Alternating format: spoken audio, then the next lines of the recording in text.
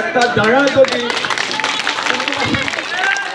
ওই জায়গাতে যদি পুনর্বাসনের জন্য হয়তো বহুতল ভবন করবে, প্রত্যেকের একটা করে ফ্ল্যাট দেবে বা একটা পুনর্বাসন এমনভাবে করবে মানুষের জীবন যাত্রা সহজযোগ্য হয় এবং মানুষ মাথা বেঁধে নিয়ে কোনো অত্যাচার কোনো দূরত্ব বসবাস করতে পারে। অতএব এই বস্তিটা অনেক পুরানো এবং অনেক বস্তিতে আপনারা বসবাস করতেছেন। ইনশাআল্লাহ বিএনপি ক্ষমতা আসলে এই বস্তি আপনাদের জায়গা সরকারি জায়গা কারণ আপনাদের নিজেদের জায়গা মতো হয়ে যাবে এবং সবাইকে পুনর্বাসন করা হবে ইনশাআল্লাহ।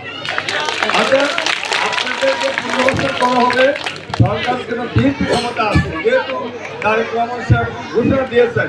আর এই বিএনপি হলো গরিব মানুষের অসহায় মানুষের সাহায্য করার ক্ষেত্রে বিভিন্ন রকমের কার্ড, বিভিন্ন রকমের মানে কি বলে পুনর্বাসনের জন্য গরিব মানুষের সহায়তার জন্য কিছু প্যাকেজ ঘোষণা করছে।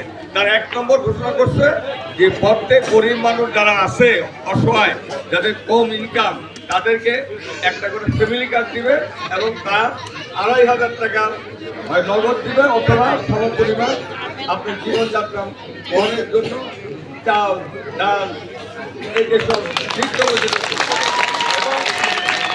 আমার ধারণা এই বস্তির সমস্ত মহিলারা ইনশাল্লাহ এই কার্ড পাবেন।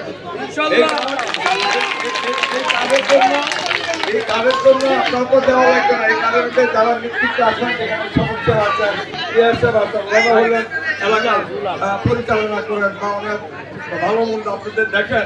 অতএব তারাই আপনাদের সবাইকে ইনশাল্লাহ এই ফ্যামিলি কার্ড এনে দিবে। যারা গ্রাম দেশে কৃষিকাজ করে তাদের জন্য কৃষি কার্ড দিবে। অর্থাৎ অনেকগুলো 31 দফায় অনেকগুলো প্যাকেজ আছে।